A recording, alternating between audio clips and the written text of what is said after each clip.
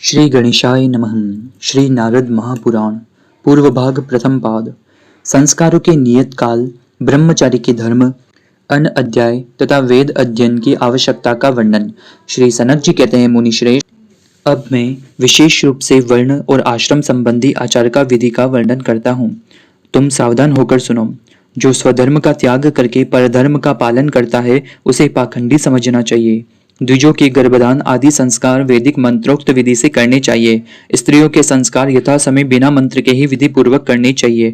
प्रथम बार गर्भदान होने पर चौथे मास में सीमंत कर्म करना उत्तम माना गया है, अथवा उसे छठे, सातवें या आठवें महीने में कराना चाहिए।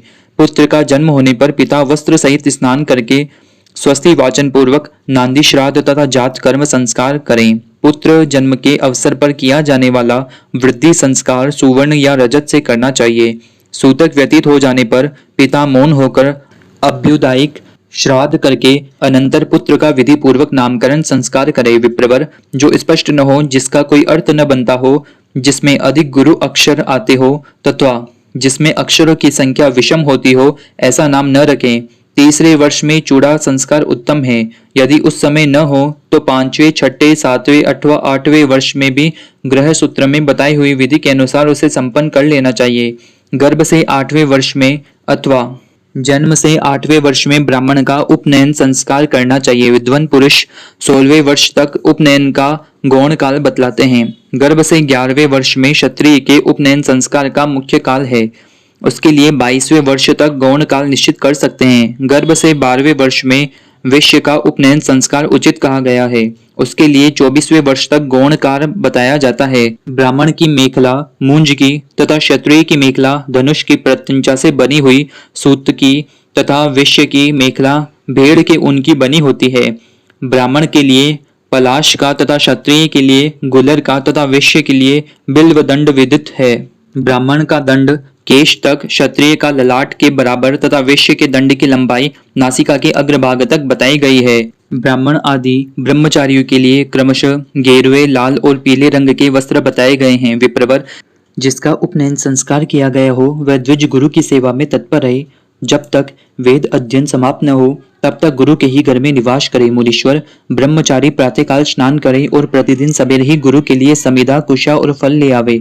मुनिश्रेष्ठ, यज्ञोपवीत मृगचर्म तथा दंड जब नष्ट या अपवित्र हो जाए तो मंत्र से नूतन यज्ञोपवीत आदि धारण करके नष्ट भ्रष्ट हुए पुराने यज्ञोपवीत आदि को जल में फेंक दे। ब्रह्मचारी के लिए केवल भिक्षा के अन्न से ही जीवन निर्वाह करना बताया गया है। वह मन और इंद्रियों को संयम में रखकर क्षत्रिय पुरुष के घर से भिक्षा ले आवे। भिक्षा मांगते समय ब्राह्मण वाक्य के आदि में, क्षत्रिय वाक्य के मध्य में और वैश्य वाक्य के अंत में भवत शब्द का प्रयोग करें। जैसे ब्राह्मण भवती भिक्षाम में देहि, पूजिने देवी, मुझे भिक्षा दीजिए। क्षत्रिय बोले भिक्षाम भवती में देहि तथा वैश्य भिक्षाम में देहि भवती कहे। जितेंद्रिय ब्रह्मचारी प्रतिदिन सायंकाल और प्रातःकाल शास्त्रीय विधि के अनुसार अग्निहोत्र, ब्रह्म यज्ञ तथा तर्पण करे। जो अग्निहोत्र का परित्याग करता है उसे विद्वान पुरुष पतित कहते हैं। ब्रह्म यज्ञ से रहित ब्रह्मचारी ब्रह्म हत्यारा कहा गया है। वह प्रतिदिन देवता की पूजा और गुरु की उत्तम सेवा करें।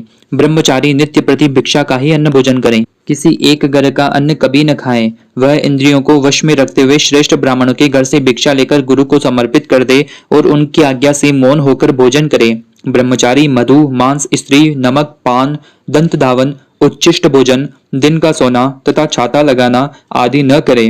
पादुका, चंदन, माला, अनुलेपन, जल क्रीड़ा, नृत्य, गीत, वाद्य, परनिंदा, दूसरों को सताना, बहकी बहकी बातें करना, अंजन लगाना, पाखंडी लोगों का साथ करना, शूद्रों की संगति में पड़े रहना आदि न करें। वृद्ध पुरुषों को क्रमशः प्रणाम करें।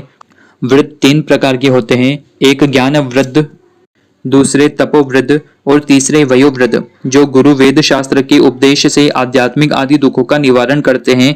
उन्हें पहले प्रणाम करें। प्रणाम करते समय द्विज बालक, मैं अमुक हूँ, इस प्रकार अपना परिचय भी दे। ब्राह्मण किसी प्रकार क्षत्रिय आदि को प्रणाम न करे। जो नास्तिक, धर्म मर्यादा को तोड़ने वाला, कृतघ्न, ग्राम पुरोहित, चोर और शठ हो, उसे ब्राह्मण होने पर भी प्रणाम न करें। पाखंडी, पतित, संस्कार भ्रष्ट, नक्षत्रजीवी, ज्योतिषी और पातकी को भी प्रणाम न करें।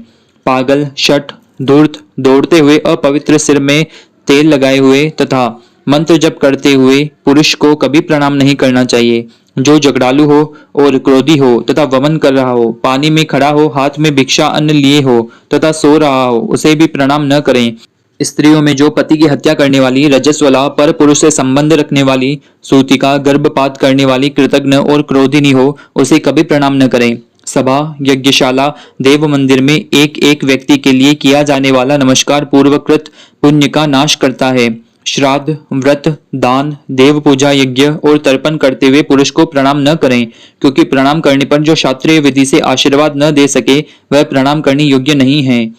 बुद्धिमान शिष्य दोनों पैर धोकर आचमन करके सदा गुरु के सामने बैठे और उनके चरण पकड़कर नमस्कार करे, फिर अध्ययन करे। अष्टमी, चतुर्दशी, प्रतिपदा, अमावस्या, पूर्णिमा, महाभरणी, भरणी नक्षत्र के योग से होने वाले पर्व विशेष, श्रवण युक्त द्वादशी, पितृपक्ष की द्वितीय तिथि, माघ शुक्ला सप्तमी, आश्विन शुक्ला नवमी तथा इन तिथियों तथा सूर्य के चारों ओर घेरा लगाने पर किसी श्रोत्रिय विद्वान के आने पर अध्ययन बंद रखना चाहिए। जिस दिन किसी श्रेष्ठ ब्राह्मण का स्वागत सत्कार किया गया हो, किसी के साथ कलह बढ़ गया हो, उस दिन भी अध्याय रखना चाहिए।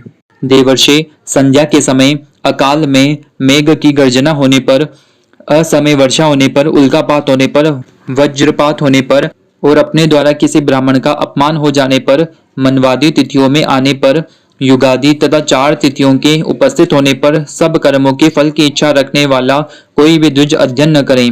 वैशाख शुक्ल तृतीया, भाद्र कृष्ण त्रयोदशी, कार्तिक शुक्ल नवमी तथा माघ की पूर्णिमा ये तिथियां युगादि कही गई है।